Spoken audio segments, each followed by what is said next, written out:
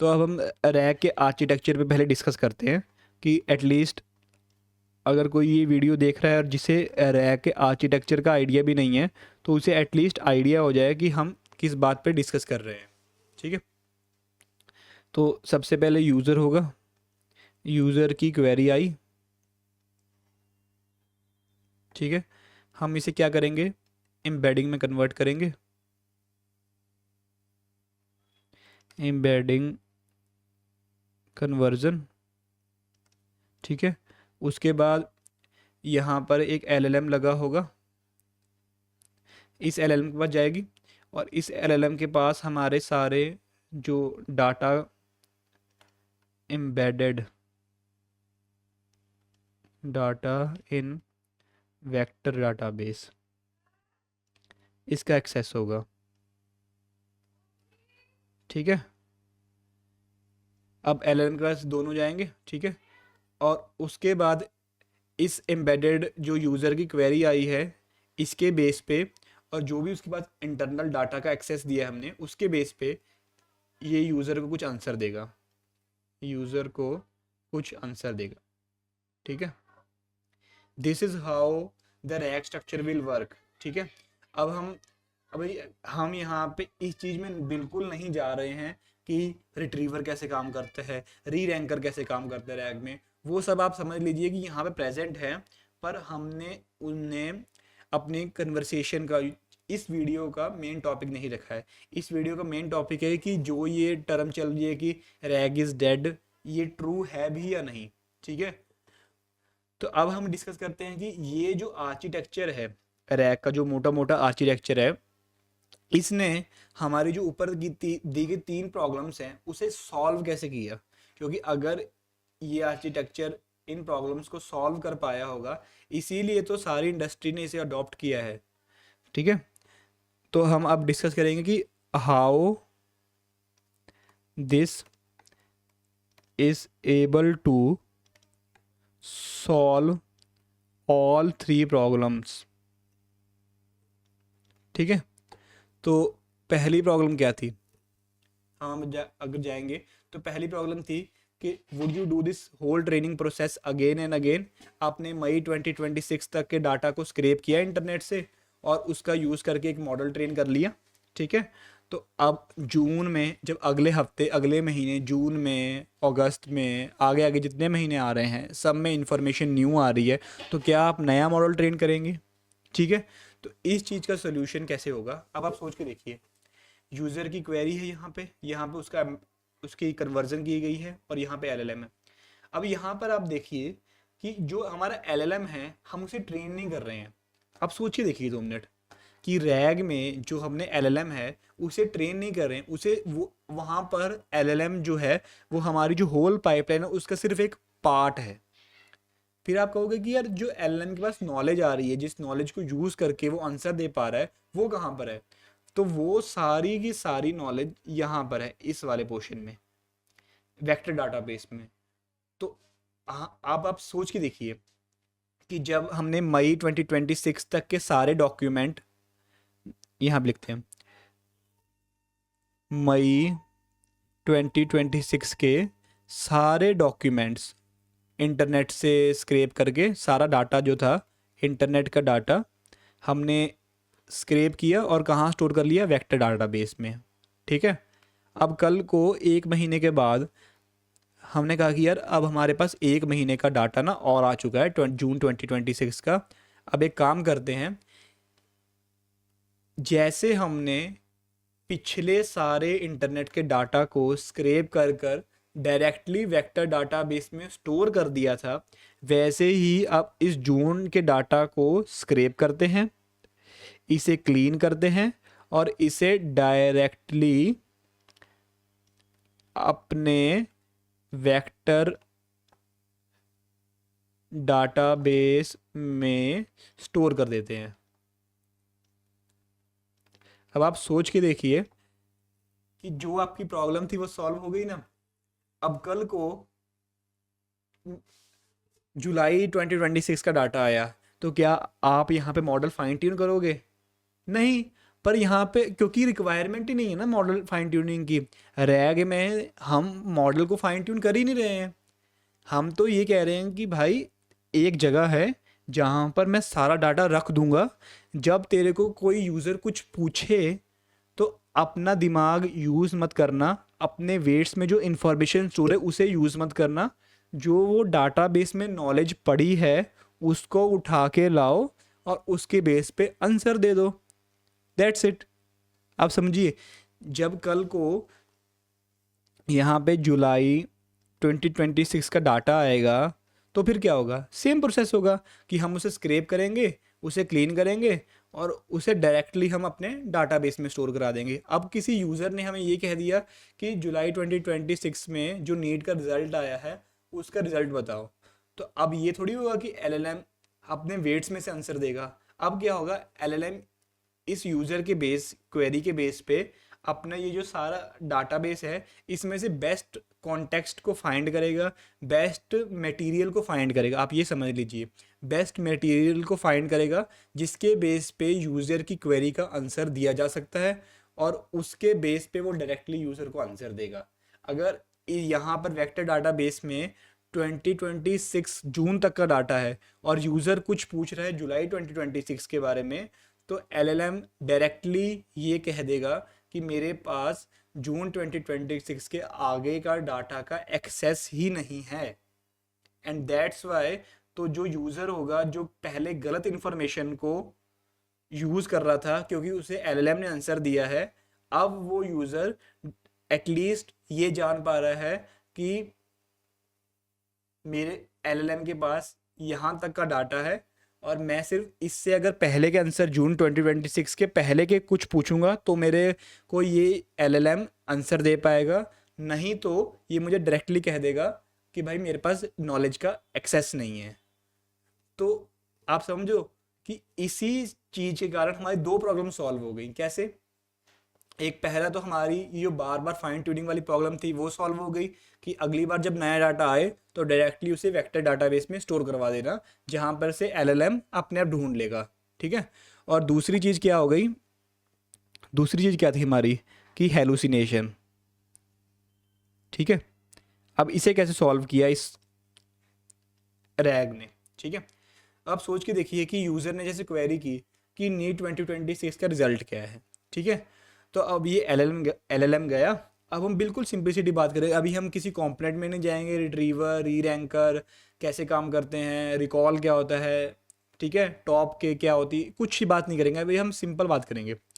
तो यूज़र ने कुछ क्वेरी की कि नीट 2026 का रिजल्ट क्या है, एलएलएम गया, एलएलएम ने क्या किया कि इस वेक्टर डाटाबेस में से फाइंड किया कि यार नीट 2026 का रिजल्ट कहाँ पर स्टोर है।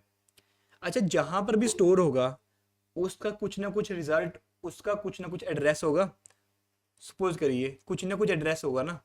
अब सोच के देखिए इसके बारे में, सपोज करो मैंने 1000 रो में कहीं तो वो स्टोर किया होगा ना, तो सपोज करो कि यार एलएलएम ने देखा कि ये जो नीट की क्वेरी है ना 2026 नीट की क्वेरी वाला है, जब इसके लिए वो वेक्टर डाटाबेस में गया, वेक्टर डाटाबेस में गया तो वहाँ पर 24th रो में, अगर हम इसे रैक की भाषा में गए तो 24 चंक में आंसर पड़ा था, आंसर था। और यहाँ पे लिखा हुआ है 24th वाले में कि नीट 2026 रिजल्ट अनाउंसमेंट, ठीक है, ऐसा कुछ लिखा हुआ है यहाँ पे, ठीक है। तो अब यहाँ पर रैग हमारी हेलुसिनेशन प्रॉब्लम को सॉल्व कैसे करता है, जब ये सारा प्रोसेस हो रहा होता है तो हम एंड में जब एलएलएम आंसर दे रहा होता है तो हम उसे ये कहते हैं कि जिस भी कॉन्टेक्स्ट के बेस में तुमने मुझे ये आंसर दिया है मुझे उस चंक का डायरेक्ट एड्रेस बताओ। सब आप सोच के देखिए, जिस भी, मैं रिपीट करता हूँ, जिस भी कॉन्टेक्स्ट के बेस पे, जिस भी चंक के बेस पे तुमने ये मुझे आंसर दिया है मुझे उसका डायरेक्ट एक्सेस बताओ, डायरेक्ट एड्रेस बताओ। अब ये हमारी प्रॉब्लम कैसे सॉल्व करता है, अब सोच के देखिए, कल को यूज़र ने हमारा जो सारा सिस्टम था इसके पास सपोज करो जून 2026 तक का रिजल्ट, 2026 तक का डाटा है, तक का डाटा है, ठीक है। अब यूज़र ने कुछ पूछ लिया जिसमें उसने कहा कि अगस्त 2026 में XYZ पेपर था, इसका रिज़ल्ट बताओ, ठीक है। जब हमारा सिस्टम हमारे वेक्टर डाटाबेस में जाएगा, क्या उसे अगस्त 2026 तक का कोई डाटा मिलेगा? नहीं मिलेगा। क्यों? क्योंकि वेक्टर डाटाबेस में तो हमने जून 2026 तक का डाटा स्टोर कराया था। अच्छा, तो क्योंकि उसे डाटा नहीं मिला, तो क्या जब वो वेक्टर डाटाबेस में ढूंढेगा कि यार अगस्त 2026 का रिज़ल्ट है, तो उसे कुछ मिलेगा? नहीं मिलेगा। तो जब उसे कुछ नहीं मिलेगा तो उसके पास क्या होगा? नल होगा। तो क्या हमें वो कोई एड्रेस दे पाएगा? एड्रेस दे पाएगा? ऑब्वियसली नहीं। जब वो मुझे एड्रेस नहीं दे पाएगा तो मैं उसे क्या कहूँगा कि अब आपने पूछा कि अगस्त 2026 में XYZ पेपर का रिजल्ट क्या है, वो गया उसने डाटाबेस में सर्च की पर उसको कुछ डाटा नहीं मिला, तो उसने डायरेक्टली आके आपको क्या क्या कहेगा कि भाई जो भी मेरे पास डाटाबेस था उसमें जो मेरे पास लेटेस्ट इन्फॉर्मेशन है वो जून 2026 तक की है, और आपकी जो क्वेरी है उसके लिए मुझे अगस्त 2026 तक का डाटा चाहिए जो कि मेरे पास अवेलेबल नहीं है। तो वो डायरेक्टली यूज़र को ये बता रहा है कि भाई मेरे पास रिजल्ट नहीं है। पहले की तरह वो हेलुसिनेट नहीं कर रहा है, पहले की तरह नहीं कर रहा है हमारा LLM कि जो उसके वेट्स में डाटा था उसको आंसर दे। और ये क्यों कर रहा है? क्योंकि अगर उसने सपोज करो, हो सकता है कि आपके दिमाग में है कि यहाँ पर भी तो LLM वेट्स में से आंसर दे ही सकता है, उसके उसने 2024 का डाटा देखा है, 2025 का डाटा देखा है, उसके बेस पे क्या पता आंसर दे जाए। पर आप अब सोच के देखिए कि जब LLM वेट्स के बेस पे आंसर देगा, वेट्स के बेस पे आंसर देगा, तो क्या इस सिनेरियो में हमें कोई एड्रेस दे पाएगा? एड्रेस दे पाएगा? अब सोच के देखिए, हमें कोई वेक्टर डाटाबेस का एड्रेस दे पाएगा? ऑब्वियसली नहीं। तो जब और यहाँ इसी चीज़ का फ़ायदा उठा के मैं अपने सिस्टम को इस तरीके से बनाऊंगा कि अगर जो भी हमारा LLM एड्रेस दे रहा है, अगर वो हमारे वेक्टर डाटाबेस में एग्जिस्ट नहीं करता है, तो डायरेक्टली LLM को कह दो कि आंसर दे दो कि भाई मेरे पास डाटा नहीं है।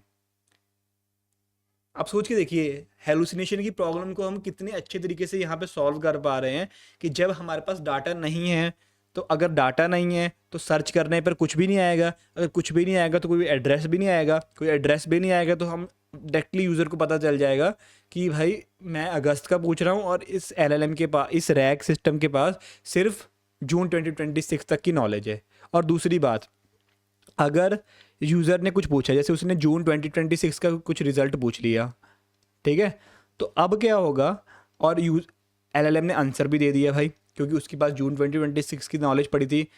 पर इस बार उसने शैतानी कर दी। क्या शैतानी कर दी कि इंस्टेड ऑफ के वेक्टर डाटाबेस में से रिजल्ट देना था, वेक्टर DB में रिजल्ट देने की जगह वो कहाँ पर चला गया? LLM अपने वेट्स में चला गया और वहाँ पर से उसने कुछ आंसर दे दिया जो कि गलत था, ठीक है।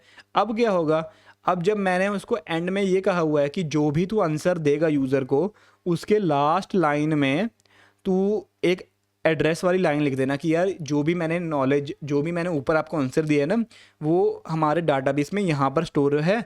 अगर आप ज़्यादा पढ़ना चाहते हो उसके बारे में तो वेक्टर डाटाबेस में यहाँ पर चले जाओ। तो जो अब सोच के देखो, इस सिनेरियो में जहाँ पर उसने वेक्टर डाटाबेस में से रिजल्ट देने की जगह अपने LLM वेट्स में से रिजल्ट दे दिया। अब उस पर यहाँ पर तो कुछ रिजल्ट, यहाँ पर तो कुछ मेमोरी का एड्रेस लिखना पड़ेगा ना, यहाँ पर लिखना पड़ेगा पाथ कि यार इस फोल्डर में जाओ, इस फोल्डर में जाओ, ये वाली फाइल में ये वाले पॉइंट पे रखा हुआ है, ठीक है। अब जब वो यहाँ पर लिख रहा होगा तो जो भी यहाँ पर लिखेगा वो ऑब्वियसली गलत होगा, क्योंकि उसके पास तो कोई रियल एड्रेस है ही नहीं डाटाबेस का। उसने तो LLM अपने वेट्स में से आंसर दिया है ना, और LLM वेट्स को तो हम एक्सेस कर नहीं सकते, वेक्टर डाटाबेस को हम एक्सेस कर रहे हैं। तो और वेक्टर डाटाबेस में हर चीज़ का एक एड्रेस होता है। तो जब ये वाला यूज़र को आंसर देने से पहले मैं पता क्या करूँगा, मैं जो भी यहाँ पे आंसर मिल रहा है ना मुझे, मैं एक बार उसे चेक कर लूँगा कि वेक्टर डाटाबेस में ऐसा कोई पाथ एग्जिस्ट करता है या नहीं करता है। और क्योंकि ऐसा कोई पाथ एग्जिस्ट ही नहीं करता है, क्योंकि जो ये वाला आंसर है जो ऊपर लिखा गया है ये एलएलएम के वेट्स में से आया है, तो ये सारा का सारा आंसर यहीं पे ज़ीरो हो जाएगा। मतलब मैं इस आंसर को कभी भी यूज़र को शो नहीं करूँगा और ये सारे प्रोसेस को दोबारा कर रीट्राई लूप में डाल दूंगा कि भाई एलएलएम इस बार आंसर अच्छा नहीं आया है, वेक्टर डाटाबेस में से मुझे आंसर दो, और ये सारा प्रोसेस दोबारा चल जाएगा। तो आप समझ सकते हो कि डाटा की रैक को यूज़ करके हम हेलुसिनेशन की प्रॉब्लम को कैसे सॉल्व कर पा रहे हैं। और दूसरी बात कि अगर कुछ केसेस जहाँ पर आपको ये चाहिए कि यार जो भी मुझे आंसर चाहिए ना, मुझे उसका सोर्स जानना है कि किस सोर्स के बेस पे मुझे आंसर मिल रहा है बेसिकली, तो हम क्योंकि हम ऑलरेडी उस सोर्स का जो एड्रेस है वो डाटा को वो एड्रेस को स्टोर करवा रहे हैं, तो वही एड्रेस को हम सोर्स 1, सोर्स 2, सोर्स 3, सोर्स 4 के फॉर्म में यूज़र को शो कर देंगे, एंड में यूज़र को शो कर देंगे। अब इससे क्या होगा कि अगर यूज़र को आंसर मिल गया है और वो सेटिस्फाइड है तो वो आंसर से सेटिस्फाइड हो जाएगा। अगर यूज़र चाहता है कि यार मैं और रिसर्च करूं, तो उसको हमने ऑलरेडी बता दिया है कि जो तुम्हारा जो अबव वाला आंसर आया है ना, वो इस सोर्स के बेस पे इस यहाँ से और यहाँ से और यहाँ से आया है। तो अगर तुम चाहते हो तो ये वाला पाथ खोलो, यहाँ से पढ़ लो, और ये वाला पाथ खोलो, यहाँ से पढ़ लो, ये वाला पाथ खोलो, यहाँ से पढ़ लो, ये वाला लिंक पे जाओ और यहाँ से पढ़ लो। तो this is how RAG system will be able to serve all your users without any kind of hallucination। ठीक है। और इसके बाद तीसरी चीज़, ठीक है, अब कि प्राइवेट इंफॉर्मेशन। अब आप सोच के देखिए, जो हमने ये आर्किटेक्चर डिस्कस किया है, यहाँ पर जो ये सारी इंफॉर्मेशन है, जो ये वाली इंफॉर्मेशन है, ठीक है, ये LLM के पास सारी की सारी जा रही है? नहीं, ठीक है। और दूसरी बात, एंटरप्राइज लेवल पे हम कभी भी चैट जीपीटी या फिर क्लॉड की एपीआई को यूज़ नहीं करते हैं यूजुअली। क्यों? क्योंकि कई बार क्या होता है कि चाहे वो कह रहे हैं कि हम आपके डाटा को डायरेक्टली एक्सेस नहीं कर पा रहे हैं, पर वो जो डायरेक्टली वर्ड होता है ना, वो वहाँ पे थोड़ा सा संदेह देता है कि हो सकता है कि वो इनडायरेक्ट वे में कि मुझे मेरे डाटा को एक्सेस नहीं कर रहा है, किसी और इनडायरेक्ट मेथड के वाया वो मेरे डाटा से कुछ इन्फॉर्मेशन या फिर मेरी जो इंटरेक्शन हो रही है उनके साथ उसको कुछ ट्रैक कर रहा हो, जो कि वो ऑब्वियसली ट्रैक करते हैं। तो इसीलिए रियल वर्ल्ड सिनेरियोस में क्या होता है कि जो कंपनीज़ हैं वो अपने LLM खुद डिप्लॉय करती हैं। मतलब एक तो हो गया कि मैंने कह दिया कि चैट जीपीटी या फिर OpenAI तुम जाओ मेरे लिए मॉडल डिप्लॉय करो, उसका सारा कुछ तुम देखोगे, तुम मुझे बस सर्विस दे देना, ठीक है। और दूसरी चीज़ क्या होगी कि एंटरप्राइज लेवल पे अब इसमें से डाटा हमारा लीक होने का डर रहता है, डाटा सारी दुनिया में जाने का डर रहता है, डाटा कोई हमारा यूज़ कर रहा है प्राइवेट डाटा, उसका डर रहता है। तो उसी चीज़ के लिए जो कंपनीज होती हैं वो खुद के मॉडल खुद डिप्लॉय करती हैं। और क्योंकि ओपन सोर्स वर्ल्ड में जो मॉडल्स हैं वो इतने अच्छे हो चुके हैं, तो उसके कारण जो एंटरप्राइज हैं वो डायरेक्टली ओपन सोर्स मॉडल उठाते हैं और उन्हें अपने रिसोर्सेज पे, अपने GPUs, अपने CPU उन पे डिप्लॉय करते हैं। तो इससे होता क्या है कि ये LLM जो है ना, वो कंपनी का खुद का होता है, बेसिकली उनका खुद का डिप्लॉय किया होता है। तो अब क्या है कि अब इस प्रोसेस में आप देखिए, क्या यूज़र की क्वेरी किसी थर्ड पार्टी के पास जा रही है? नहीं। क्या उसकी एम्बेडिंग थर्ड पार्टी के पास जा रही है? नहीं। जो LLM था जो थर्ड पार्टी का था पहले, अब हम क्या कर रहे हैं, अब हमने उसे अपने इन हाउस डिप्लॉयड LLM से रिप्लेस कर दिया है, ठीक है। तो LLM के बाद जो भी इंफॉर्मेशन जा रही है वो घूम घुमा के हमारे इकोसिस्टम में रह रही है। और ये जो वाला सिस्टम था कि जो वेक्टर डाटा बेस में हमारा सारा डाटा पड़ा है, इसका एक्सेस है क्या किसी चैट जीपीटी को या क्लाउड को? नहीं। तो इसी के कारण ये जो सारा सिस्टम है ये सिक्योर बन जाता है एज़ कम्पेयर टू LLMs। कि LLM में आप किसी की सर्विस ले रहे हो तो हो सकता है वो आपका डाटा ट्रैक कर रहा हो, पर यहाँ पर क्योंकि आप थर्ड पार्टी सर्विस ले ही नहीं रहे हो और आपने जो सारा अपना डाटा रखा है वो यहीं पर स्टोर रखा है, जिसका एक्सेस ना क्लाउड के पास है, ना चैट जीपीटी के पास है, ना आपके मॉडल के पास है। आप सोच के देखिए, यहाँ पर जब मैं ये कहता हूँ ना कि LLM अपने आप ढूंढ लेता है, तो वो ऐसा नहीं होता कि LLM आपके सारे डाटा को पढ़ता है, और ऐसा नहीं होता है। इसमें से हम आगे की वीडियोस में कुछ डिस्कस करेंगे कि रिट्रीवर कैसे होता है री रैंक कैसे होता है, सारा कुछ डिस्कस करेंगे आगे की वीडियोस में। पर यहाँ पे आप सोच के देखिए कि सिर्फ कुछ चंक्स जो इस यूज़र के क्वेरी को आंसर देने के लिए सबसे बेस्ट रहेंगे वो, और यहाँ से कुछ चंक्स सिर्फ एलएलएम के पास जा रहे होते हैं। ठीक है, तो एलएलएम कभी ऐसा नहीं होगा कि आपका अगर 2000 जीबी का डाटा, जो हमने स्टार्टिंग में एग्जांपल लिया था, कि सारे का सारा डाटा ही पढ़ लेगा, ऐसा कभी नहीं होता है। सिर्फ उसके पास यूज़र की क्वेरी जाएगी कि भाई यूज़र ने ये पूछा है, और ये 5 सोर्स हैं जिनमें सबसे ज़्यादा प्रोबेबिलिटी है, जिनके सबसे ज़्यादा चांस हैं कि इन 5 का यूज़ करके तुम यूज़र की इस क्वेरी का आंसर दे पाओगे, दैट्स इट। और एलएलएम के पास कुछ नहीं जाता है। ठीक है, सो दैट्स वाई, और क्योंकि ये एलएलएम भी हमारा ही है, हमने अपने रिसोर्सेज पे डिप्लॉयड किया है, तो कभी डाटा लीक होने की दिक्कत भी नहीं रहती है। ठीक है, सो दिस इज़ हाउ जो ये रैग आर्किटेक्चर है, ये इसने सारी प्रॉब्लम्स को सॉल्व किया था। ठीक है, अब आप सोच के देखिए कि जब हम ये कह रहे हैं कि रैग डेड है, रैग डेड हो गया जी, रैग डेड हो गया है क्योंकि ये ऑल्टरनेटिव आ गया। अब आप सोच के देखिए, क्या ये वाला प्रोसेस का कोई अल्टरनेटिव आया है इस पॉइंट पे? नहीं। जब जब नई इन्फॉर्मेशन आ रही है, अगर आप सिर्फ और सिर्फ एलएलएम पे डिपेंडेंट हो, तो आज भी आपको उस पे मॉडल ट्रेन दोबारा करने ही पड़ेंगे, क्योंकि उसका कोई ऑल्टरनेटिव नहीं आया है। अगर आप रैग के सिवाय बात कर रहे हैं तो, क्योंकि ये प्रॉब्लम आज तक रैग के बिना कोई सॉल्व ही नहीं कर सका है, और इस प्रॉब्लम को सॉल्व किए बिना कोई भी इंडस्ट्री का प्रोजेक्ट चल ही नहीं सकता। So that's why rag is not dead. दूसरी प्रॉब्लम थी हमारी हेलुसिनेशन वाली। ठीक है, अब आप देखिए, जैसे हमने ये कहा था हेलुसिनेशन वाली, अब इसका भी सॉल्यूशन हमारे पास रैग में था, क्योंकि रैग में जो भी आप चंक्स बना रहे हो, जो भी आप कॉन्टेक्स्ट एलएलएम के पास भेज रहे हो, उसका कुछ एड्रेस है, और उस एड्रेस के बेस पे आप ये चेक कर सकते हो कि ये एड्रेस सही भी है या नहीं। अगर सही है, ठीक है, तो आप यूज़र को आंसर शो करो। अगर ये एड्रेस सही नहीं है, तो इसका क्या मतलब है कि या तो एलएलएम ने एड्रेस गलत लिखा है, या तो उसने वेक्टर डाटाबेस में से रिजल्ट देने की जगह हेलुसिनेटेड रिजल्ट अपने वेट्स में जो उसके स्टोर था वो रिजल्ट दे दिया है। तो आपको यूज़र को आंसर शो करने से पहले ही पता लग जाएगा कि ये जो आंसर मैं यूज़र को शो करने वाला हूँ ये सही है या नहीं। अगर सही है तभी यूज़र को शो करो, अगर नहीं है तो दोबारा से उस लूप को रन करो।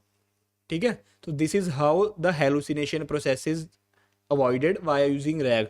और अगर यूज़र चाहता है कि, अगर क्योंकि आप यूज़र को ऑलरेडी ये शो कर रहे हो हर आंसर में कि आपका ये जो आंसर आया है ये इस रिसोर्स के बेस में, इस चंक के बेस पे, इस चंक के बेस पे और इस चंक के बेस पे आया है, तो user can directly click it और उसके बारे में ज़्यादा पढ़ सकता है। तो आपका ये भी फ़ायदा हो सकता है।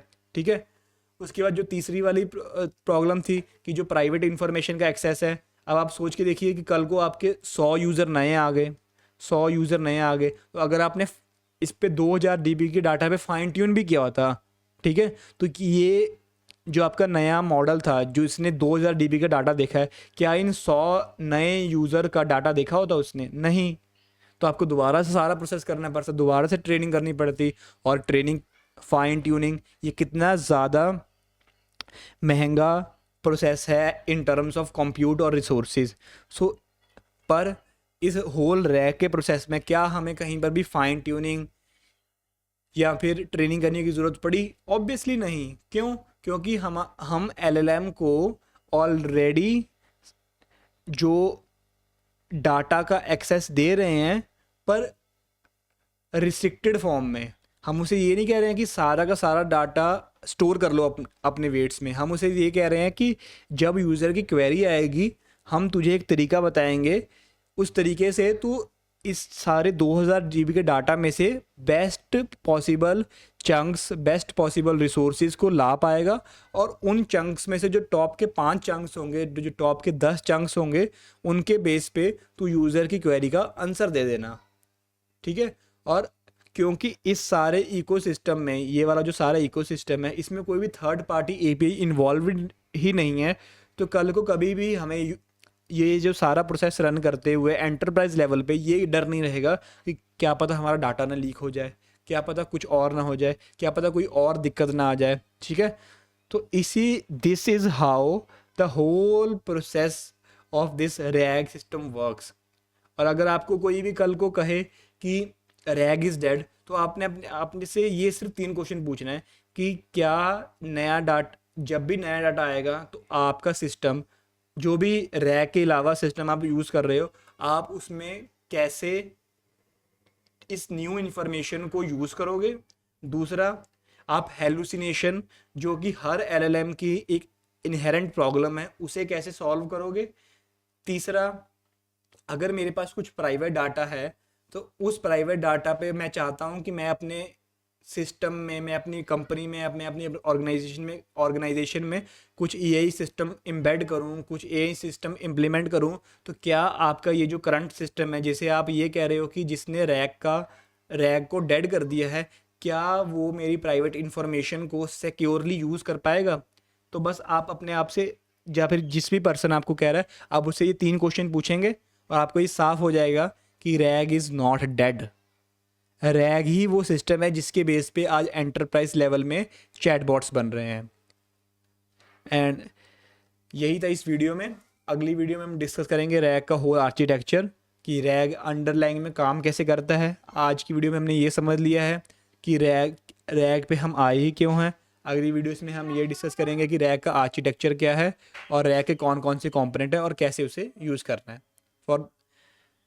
और बाय।